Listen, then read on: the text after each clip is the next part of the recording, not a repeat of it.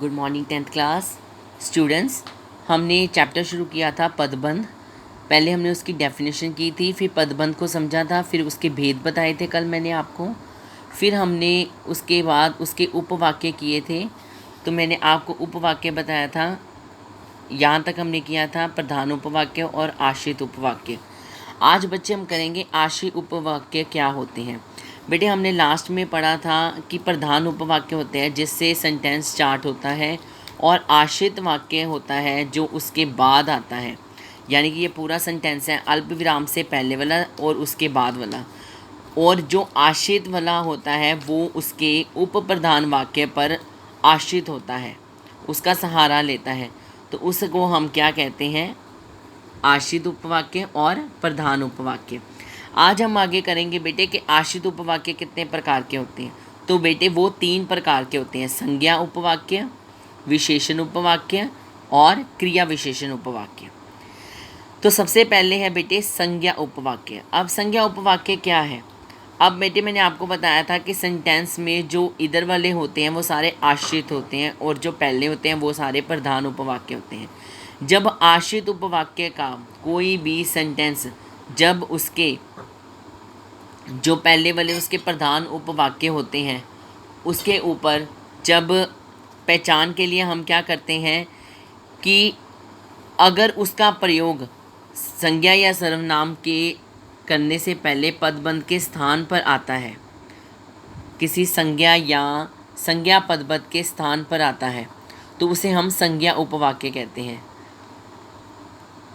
मैं इसको एक्सप्लेन करती हूँ अच्छी तरह से, बच्चे ध्यान से समझना कि जब आश्रित उपवाक्य जो होता है ना, जब वो प्रधान उपवाक्य की सहायता से बोला जाता है, अगर उसका प्रयोग उसमें आश्रित उपवाक्य का प्रयोग जो है प्रधान उपवाक्य में संज्ञा के स्थान पर प्रयोग किया जाता है, तो उसे हम संज्ञा उपवाक्य कहते हैं।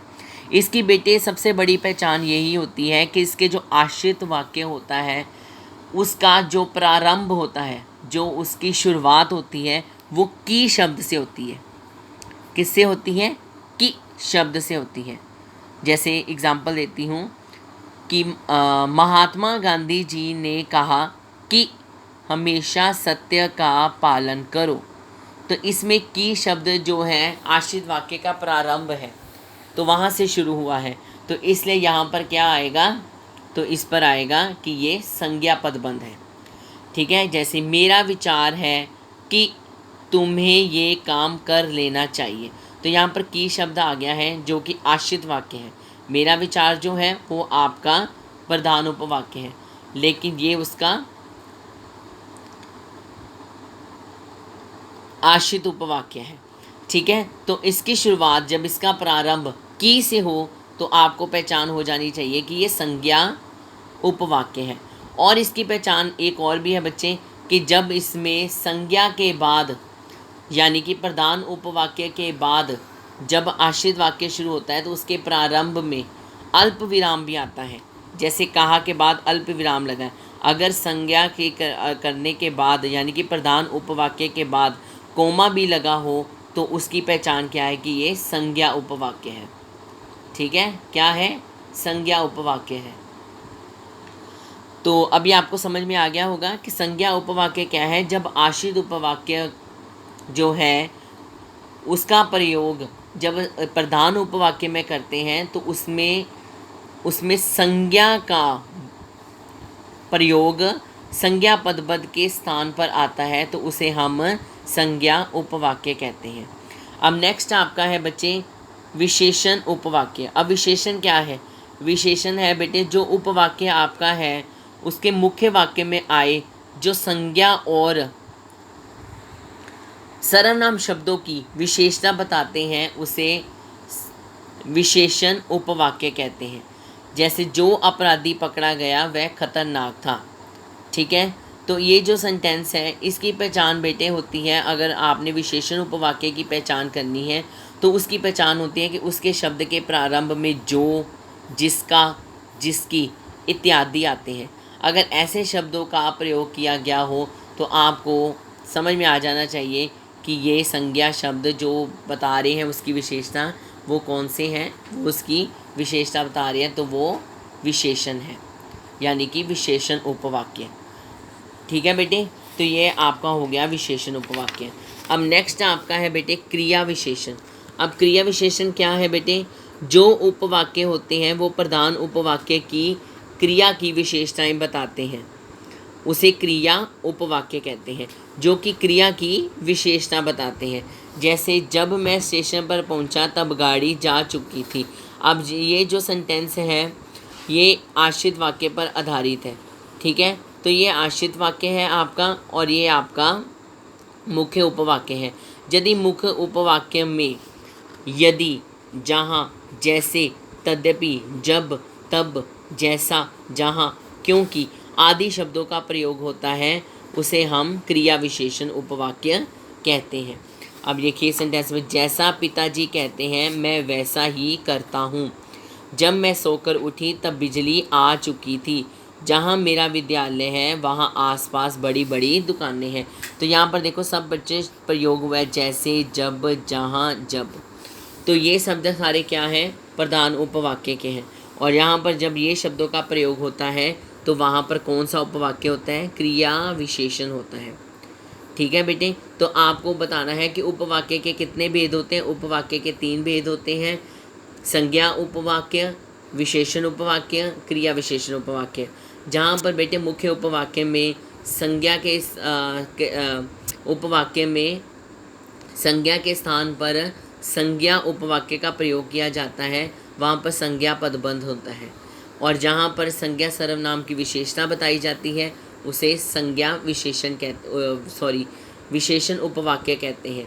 और जहाँ पर क्रिया की विशेषता बताई जाती है बेटे उसे क्रिया विशेषण उपवाक्य कहते हैं। आई होप कि आपको समझ में आ गया होगा बेटे।